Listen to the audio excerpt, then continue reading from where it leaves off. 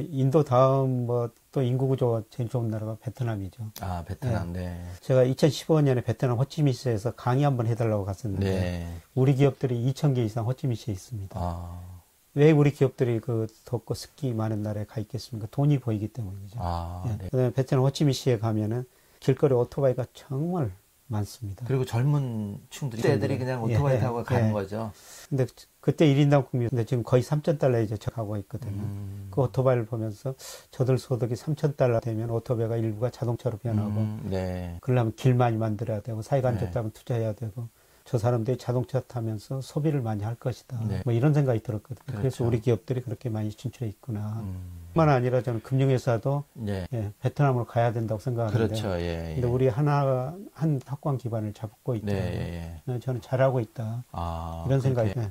그래서 베트남도 중국, 인도가 어려워지면 같이 어려워질 수밖에 없는 것이죠. 그렇죠. 네, 그런데 요새 그 미국이 중국을 워낙 규제하다 보니까 중국에 같은 기업들이 베트남으로 많이 가고 있거든요. 네. 베트남 직접 투자가 굉장히 빠른 속도로 늘어나고 있습니다. 그렇죠. 베트남도 인도와 더불어가지고 계속 그 투자할 나라다. 네. 이렇게 보고 있고요. 네. 언제나 그 소득 수준에 예. 맞게 투자를 해야 되거든요. 얼마 전에 그 베트남에서 성공한 기업인 제가 강의를 한번 들어봤었는데요. 네.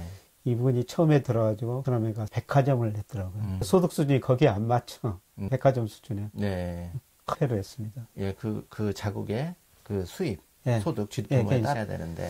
그래서 거기서 큰 실패를 하고 이분이 예. 베트남에서 뭐를 돈 벌 것인가. 예. 근데 아이디어를 내다가 인삼주를 팔았습니다. 아. 우리 큰 인삼 써주 넣고 예. 한국서 건강에 굉장히 좋은 술이고 예. 유명한 술이다. 이런 식으로 광고를 했더니 굉장히 잘 아, 팔리더라고요. 건강에 대한 관심이 생기면서. 예, 거기서 인삼주를 팔아 돈을 벌어가지고 베트남 주요 도시에다 더 마켓이라고 고급 슈퍼마켓을 해가 주로 한국 상품, 예. 한국 음식을 팔더라고요. 네.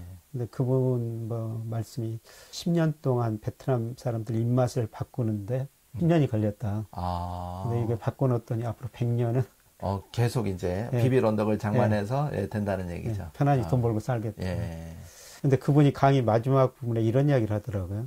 지금 저 KB 국민은행에서 발표하는데요. 네. 지난 5월 보니까 이 중간 아파트 가격이 네. 한 11억 6천 정도 하더라고요. 그렇죠. 예. 그래서 그분은 그 아파트를 팔고 베트남 가가지고 핵심지는 아니지만 조금 그 아파트 좋은 거란 4개 정도 살 수가 있다는. 아, 4개. 우리나라가 한 11억, 뭐 10억이다 치면 예. 2억 5천짜리 4개 채를 예, 살 수 있다. 예. 이런 얘기죠. 그래서 뭐 그분 말씀이죠. 그 중에 하나는 자기가 살고 나머지 3개를 임대를 해주면 임대 수입니까? 우리 돈은 한 300, 500만 원 정도 나온대요. 아, 한 채. 그 돈이면 그 정도... 아주 여유 있게 살 수 있는. 아. 근데 더욱 중요한 거는 3년, 5년 지나면 그 아파트 가격이 2배 돼 있을 것이다. 그러면 이제 팔고 나오면 되는 거고. 예.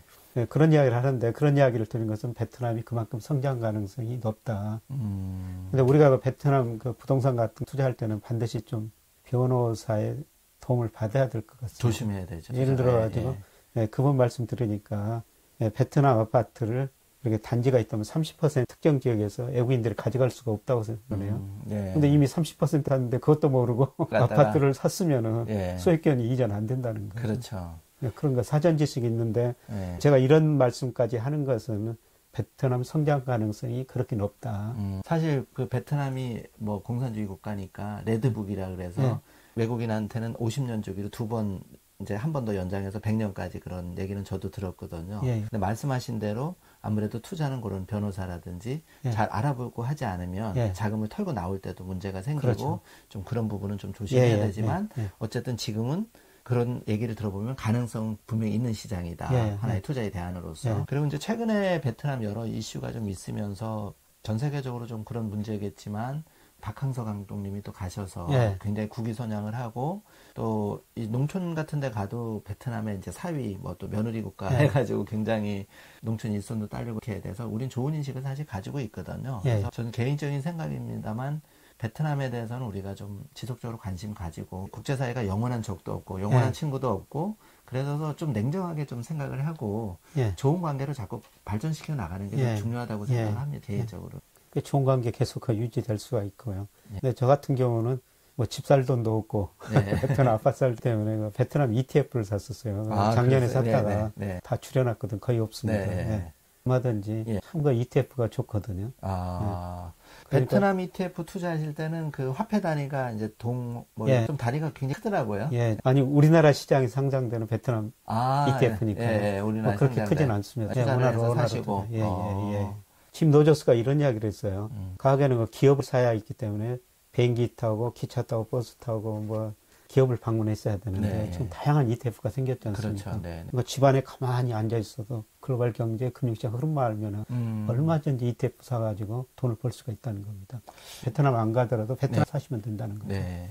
교수님 말씀을 듣고 보니까 꿈발전소 3일가 매월 이렇게 교수님 좀 모시고 시장을 업데이트. 굉장히 이런 생각을 많이 하고 있어요. 저도 현업에 있지만 투자 공부를 사실은 균형 잡힌 시각에서 해주는 데가 사실 찾아보기가 매우 힘들고 필요성은 느끼는데 그거를 또 이제 각 판매사 입장에는 이해관계가 다 다르니까 좀 믿을 만한 좀 그런 데가 있었으면 좋겠다. 저는 그런 생각을 해보고 꿈발전소 3일 경영종 TV는 약간 그런 꼴을 지향하거든요. 그러니까 어디에 쏠리지 않고 좀 균형 잡힌 시각에서 정말 시청자나 소비자, 고객 입장에서 나한테 진짜 호주머니를 채워줄 수 있는 그런 거를 해드리고 싶어요. 교수님도 그래서 이제 저희가 또 초대해서 흔쾌히 또 이제 응해 주셔서 이렇게 방송을 하는 건데, 이제 베트남이든 인도 시장이든 조금 우리가 좀 생소하신 분은 생소한 시장일 수가 있잖아요. 이 시장들이. 그렇지만 비에젯 항공이 그렇게 주가가 올라갈 줄은 사실은 몰랐었고, 그런데 그 시장이 분명히 항공수도 나오면서 그렇게 뜬다는 거죠.